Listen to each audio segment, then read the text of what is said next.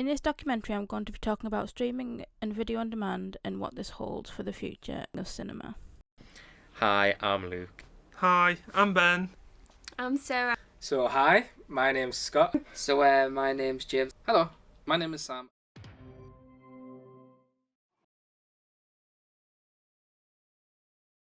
Netflix, Amazon Prime, and Disney Plus. Netflix and Amazon Prime.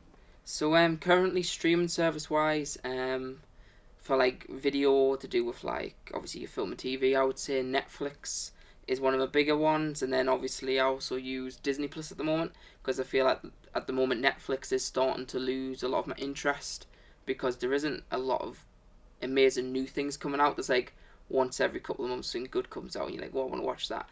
But also Amazon Prime, they've got some like good things like The Boys, that show, and like just some of the animated stuff on there is really great.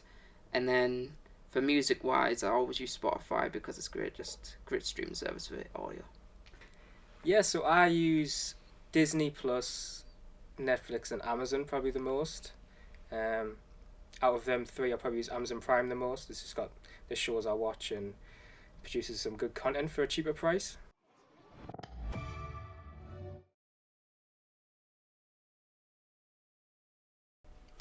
I would say Disney Plus because you can get, as far as I know with Disney Plus anyway, you can get discounts through certain things, like through like bank rewards and stuff like that. You can get like 25% off your yearly subscription, which is really good. And because platforms like Netflix are just gradually increasing their prices, it's not really worth it anymore.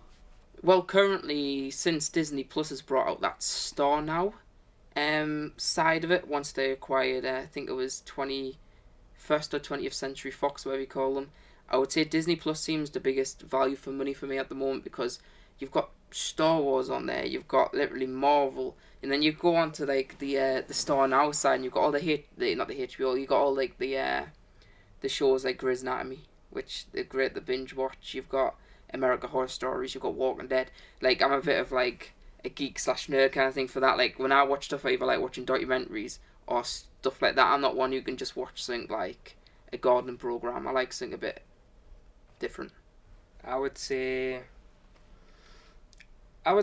for what you're getting, all three are fairly priced for the amount of content that you can get to see.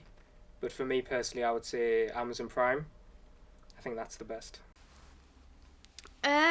I personally would say all of them are, but like some of them I don't really pay for. Like my family pay for some of them. But I guess it would be Netflix because Netflix have got a more wider range of movies and TV shows, whereas like the others have like Disney has more of a vague Disney kind, but they also have Star Now, so. And then Amazon, you've got you get your subscription, you get your like base free stuff that you can view, but then you've got to like pay for some of them and like rent them out, so I wouldn't say that one. I would say Netflix because the problem with Amazon Prime is there is still stuff on there that you have to pay separately for, and sometimes like it's a bit annoying when you're trying to watch something and then you realise, oh, you've got to rent it on top of the price that you're paying, whereas Netflix, everything's included.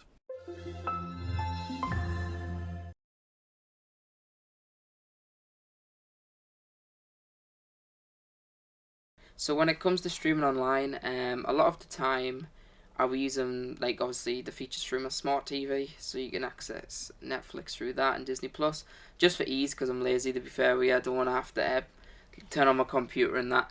But yeah, that's my biggest thing. I don't really turn my Xbox on to put Netflix on.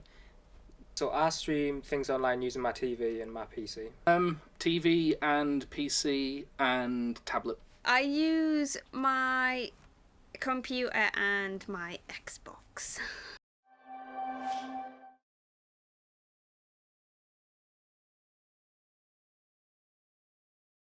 I think it would be nice to see them develop where maybe you can sort of choose what you want to watch more, like because there's a lot of stuff it doesn't include. and like you want to watch something, it would be nice to see maybe something like a combined subscription where they all join together and make like one big thing where you can pay one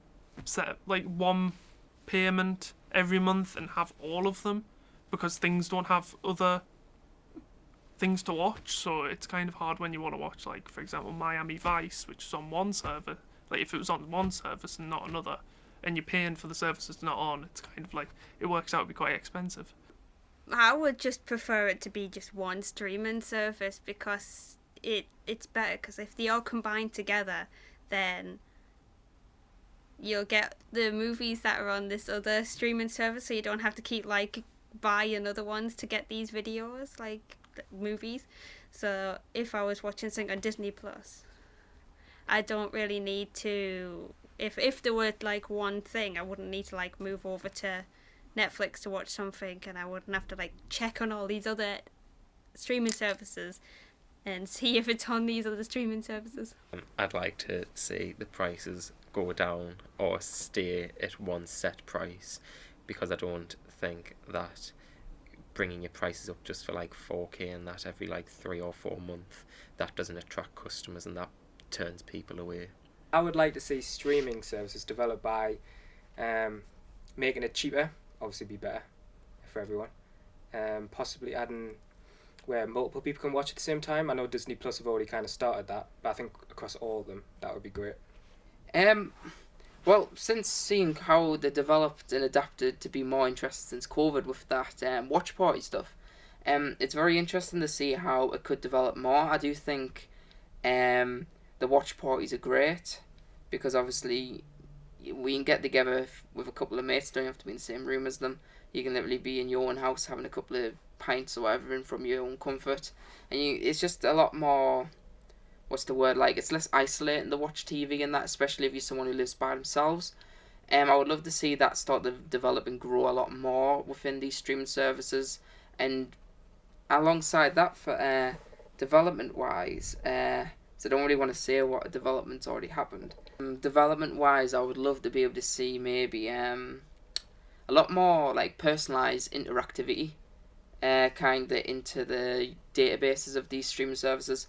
So a lot of the times, even though you're watching something consistently in a certain genre, your recommended's very bad, even though you've got your own liked list.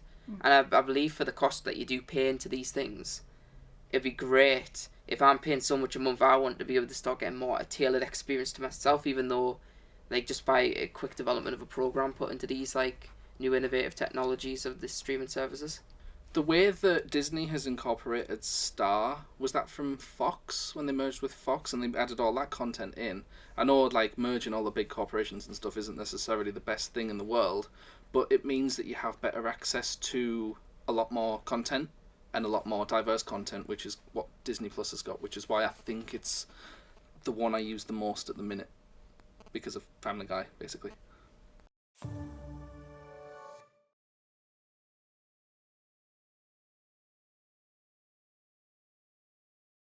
Yeah, it would be handy, because you don't see much of the Warner Brothers films be on any other streaming service, so you have to like buy it on DVD, and even then DVDs can be quite expensive, and you need a TV that'll run a DVD player through, and like, you don't see them nowadays. Yes, and I'll give the specific example of the Harry Potter reunion thing, because I only saw that because it was on Sky, and I also have access to that when I'm at other people's house. But there's stuff on there that I would watch if I had access to it, so it would be good if they actually were inclusive to not just America. Yeah, I would like to see HBO, especially in the UK. I think they produce some good films that you can only watch obviously if you're over there. But I think I would want to see it over here. Regarding HBO Max, I think there's definitely some great new shows on there. Like there was that one about that. The girl who was the mum made the world believe she was disabled.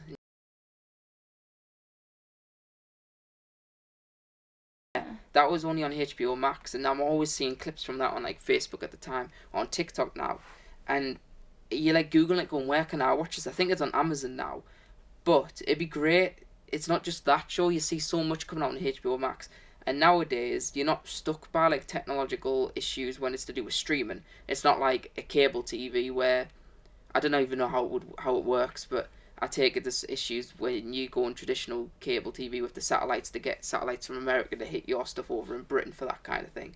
But to me, HBO should be definitely over here. But I guess Sky is kind of just brought out that Peacock TV, which is incorporating a lot of HBO's shows at the moment. But again, you're not going to get HBO Max's mass-wide like kind of catalogue of shows, which you always hear from America that you sat there thinking, you know, that's probably better than half the stuff we get fed over in this country. So.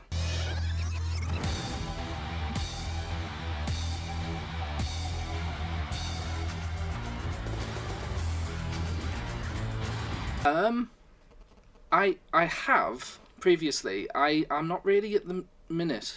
I don't find the need to anymore because the amount of stuff that's on certain platforms, there's enough to choose from anywhere. But if I was after something specific, I mean, I'd either probably just buy it on Prime. No, I think it's always nice to be able to watch stuff on Netflix because you have your own profile and you're able to just choose what you want, and it helps support like the makers of the films as well.